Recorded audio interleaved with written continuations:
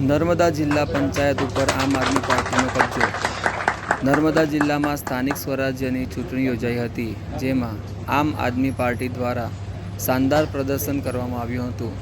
આમ આદમી પાર્ટીએ 6 તાલુકા પંચાયતમાંથી 4 તાલુકા પંચાયત કબજે કરી, ઉપરાંત નર્મદા જિલ્લા પંચાયત પર બહુમતીથી કબજો કર્યો છે। આજે સવારે ડેડિયાપાડાના ધારાસભ્ય ચૈતર વસાવાની ઉપસ્થિતિમાં પ્રમુખ અને ઉપપ્રમુખની વરણી કરવામાં આવી હતી। તેઓને ફૂલહાર પહેરાવીને મીઠાઈ ખવડાવીને તેમનું અભિવાદન કરવામાં આવ્યું હતું। ઉલ્લેખનીય છે કે નર્મદા જિલ્લા પંચાયતમાં પ્રમુખ અને ઉપપ્રમુખ બંને મહિલાઓનો સમાવેશ થાય છે, ત્યારે જિલ્લા પંચાયત ઉપર અને 4 તાલુકા પંચાયત ઉપર કબજો થતાં આમ આદમી પાર્ટી અને ચૈતર વસાવાનું કદ હવે વધી ગયું હોય તેમ લાગી રહ્યું છે।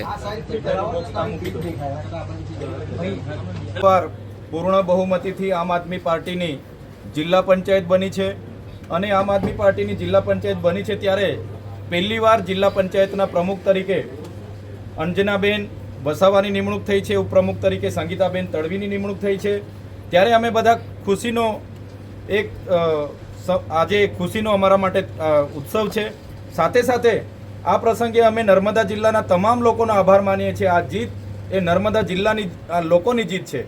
સાથે સાથે વિશ્વાસ આપીએ છીએ, ખાતરી આપીએ છીએ, જે પણ સમસ્યાઓ, જે પણ પ્રશ્નો જેનું નિરાકરણ આજ દિન સુધી નથી થયું, એવા તમામ પ્રશ્નોનું નિરાકરણ સત્વરે આવે એ પ્રકારની કામગીરી અમે બધા સાથે રહીને કરીશું। એક ધારાસભ્ય તરીકે મારી પણ જવાબદારી છે। જિલ્લા પ્રમુખ, ઉપપ્રમુખ અને અમારા તમામ સમિતિઓના અધ્યક્ષો બધા સાથે રહીને મંત્રણા કરીને, પરામર્શ કરીને બધા નર્મદા જિલ્લાના છેવાડાના વ્યક્તિનું કામ થાય એ પ્રકારની અમારી કામગીરી હશે।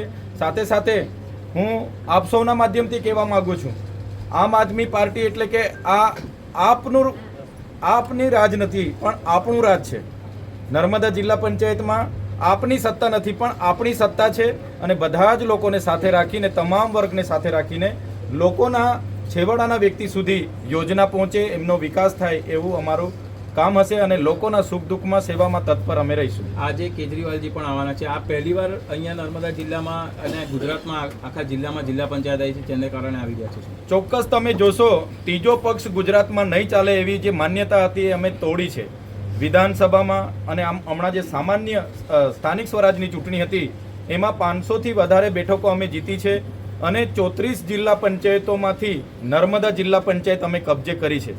ત્યારે આજે અમારા રાષ્ટ્રીય સંયોજક અરવિંદજી પણ અહીંયા પધારી રહ્યા છે અને નર્મદાની જનતાનો આભાર માનવાના છે, ગુજરાતની જનતાનો આભાર માનવાના છે અને જનતાને એ જ અપીલ કરવાના છે કે આ જ પ્રકારનો સહકાર 2027માં મળે તો ચોક્કસ અમે ગુજરાતમાં બદલાવ લાવી શકીશું। Okay, done.